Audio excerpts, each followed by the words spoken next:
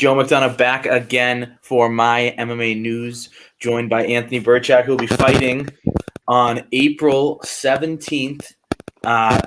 Welcome back. I mean, it was a busy 2020 and 2021. You've already, had a grappling bout. So you've stayed busy during all the chaos. But how good is it to be welcomed back and be fighting, have a fight date?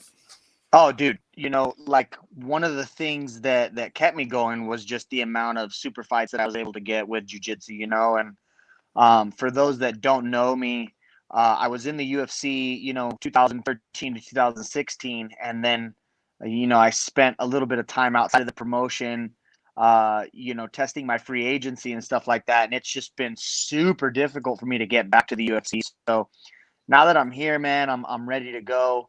Already we've kind of had a little bit of fuckery with the matchup, but I'm ready now. The date's set, April 17th against Tony Gravely, and I couldn't be more happy, man. And it seems like I've been hearing your name swirl around since January. With like 19 different matchups. One was official, now it's not, and then like you said, Tony Gravely will be happening on April 17th. Talk to me about that one. I've watched Tony Gravely. He came up in the CES ranks over in my neck of the woods, so I've watched him in the regional promotion. I'm super excited for this fight. Tell me about it. Yeah, so my initial opponent was going to be Johnny Eduardo, who's a longtime veteran, and that was supposed to be the show right before UFC 260. I think it was UFC on ESPN 21. Mm-hmm. And he ended up just not getting his visa paperwork in order and not getting that done, which to me is like such a 2018-19 issue, in a day and age when COVID is canceling everything. Like, we were kind of slapped in the face and reminded, like, hey, fucking visa issues are still a thing. You know what I mean? Yeah. So they tried giving him an extra week to get his paperwork in order. And they pushed us to UFC 260 to be on the same night as Francis Ngannou and Stipe Miocic. That Sunday going into fight week, before I checked in, I got a text from Jason House saying, like, hey, it's not Eduardo anymore. We're getting a new opponent. So, obviously turmoil ensued, and they gave me a couple different matchups. But it was already like Tuesday that we were supposed to be checking in. And I'm like, one of them was Montel Jackson, and I was like, I will fight that guy, but I need a camp. Like, we've been training for Johnny Eduardo and had a specific game plan. And already that was a weird thing, because the Johnny Eduardo match was materialized on 4 weeks notice. Yeah. You know what I mean? So that's short notice for both of us. But him being 42 years old, him not fighting in 34 months, when I looked at everything on paper, I go, hey, this is a matchup that's made for me. Like, the youth is on my side. Like, it's going to take him a lot longer to get ready for somebody, my caliber. And that's why we said yes. So when it was all said and done, I think the 3.5 weeks that we had for camp turned into 6 weeks total by the time UFC 260 hit. Right? Yeah. So the Tuesday that they offered me Montel, I was like, no. Then they offered me Kevin Kroom, and I was like, no. They sent me home Wednesday.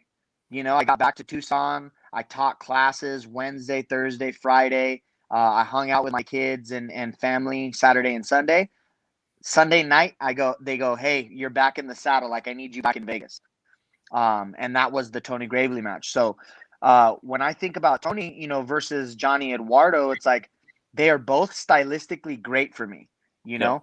Johnny Eduardo wouldn't have been able to stop my takedowns, and we would have been, slinging, the leather with each other. But ultimately, I would have submitted Johnny Eduardo. When you look at like all the guys that have taken him down, have controlled him on the ground. He's gotten choked by Aljamain. He's gotten choked by a couple other different guys. One of my best friends, Matt Lopez, TKO'd him on the ground. So then when I looked at the Tony Gravely matchup, I go, oh, this is kind of similar in the way that stylistically it's perfect, right? Because when I look at Tony, he's a very, very strong wrestler, but that is really all that he has. Like, as far as his wrestling is, that's it for him. You know what I mean? Like, I saw how quick his level change and penetration is. He's kind of static on his feet. He doesn't have a lot of great boxing movement.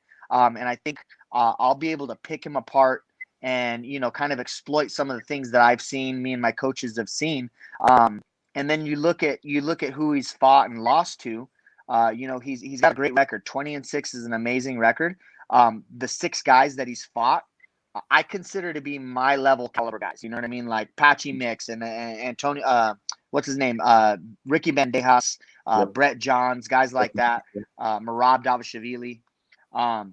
Out of those 6 losses, 5 of them are submission losses. You know what I mean? So me being a 10th planet black belt and Division I wrestler myself, that matchup is just stylistically perfect. Mm-hmm. And you talked about it there, the wrestling versus jiu-jitsu there. But you also touched on the fact that you think you can touch him, standing up. I think when people see your name, they automatically think you're going for some submission. Will this fight start on the feet? And if you're liking it, do you feel it could stay on the feet? Yeah, absolutely. And that you'll see that with like really high level college wrestlers, right? Is the wrestling will cancel each other out and they're sitting there having a Muay Thai fight. That's something that I welcome greatly. I have an amazing kickboxing and Muay Thai coach, Coach Ray Sefo, the K1 kickboxing legend. And the game plan and things that we're using are if he does get a takedown, he's going to be eating knees, uppercuts, and elbows on his way in. It's not going to be a free takedown, And then on the bottom side, he just took me down into a world which I excel at greatly. Yeah. So when you look at my record and my finish rate, I believe I'm like 85, 86% finish rate right now.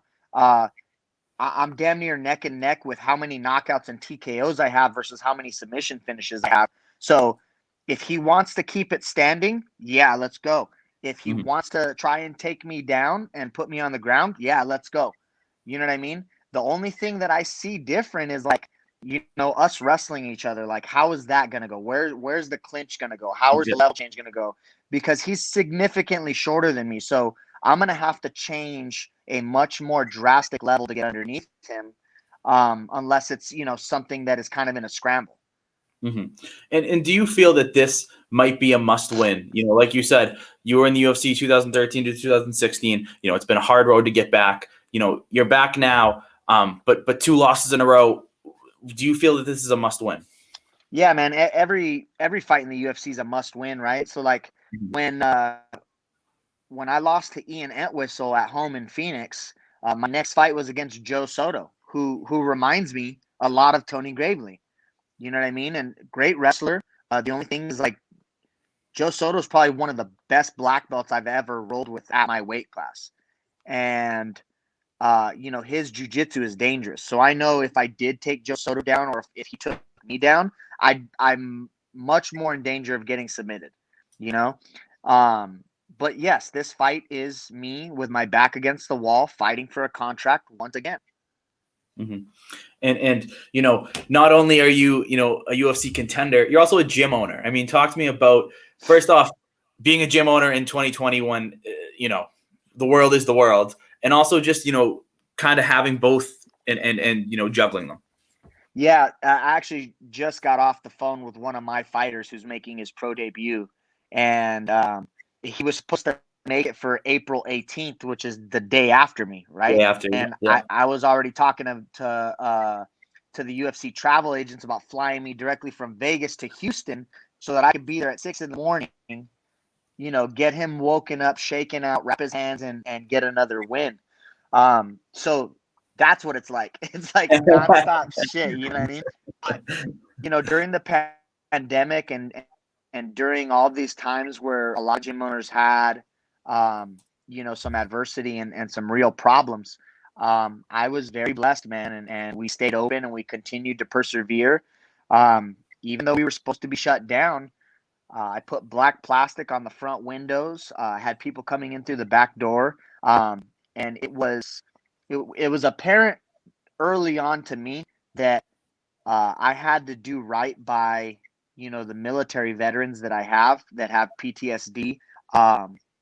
And the way that I put it was simply, COVID might kill you and suicide will 100% kill you. So those people that use jiu-jitsu, MMA, and our gym as a respite from the PTSD and as a coping mechanism, that was far more important to me than the chance of them getting sick. You know what I mean?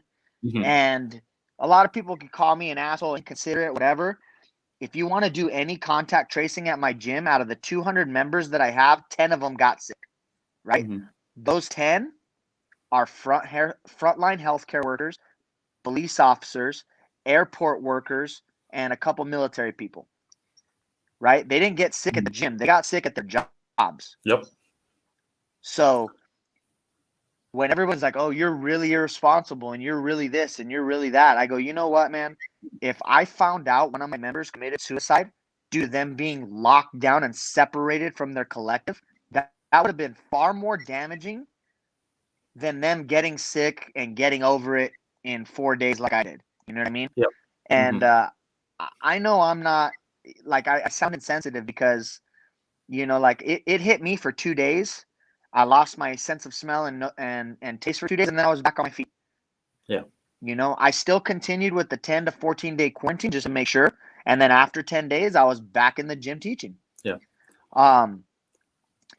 But imagine if it wasn't like that. Imagine if it was legitimately like, oh, you got sick and you died, and that was the death sentence. Versus you got sick, you got over it, and you're back at work. But someone in between that took their life because they had to be on lockdown. They were secluded. They were depressed. They crawled into the bottle. You know what I mean? You know, either pills or drinking, maybe both. That was not something that I wanted to play with. And by keeping everybody together in the gym, training, diligently working, and you know, continuing to stay healthy through those means, that was important to me. And I love the quote you used, you know, COVID might kill you, suicide will. You know, I think no matter what anyone says, they can't argue that the heart isn't in the right place. You know, what you did for a reason. And I agree with it, you know. So last one for me, man. Give me a prediction for April 17th. You, Tony Gravely, let's see it. You know what, man? My prediction is it's going to be very vague. I am going to finish the fight. It's just when he wants to call it off. You know what I mean? It's going to be between the striking, the ground and pound, and the jiu-jitsu where he's going to give me the exit and tell me that he doesn't want to be there anymore. I'm just going to continue to implement my game, man, and when he makes a mistake, I'll be there to capitalize on it, but I will finish him. So win on April 17th, wake up at 5 a.m., get the win for the for the coaching on April 18th. Yeah, man. That's the plan. And then party on the 19th. Anthony, thank you very much. On a Monday. Thank you.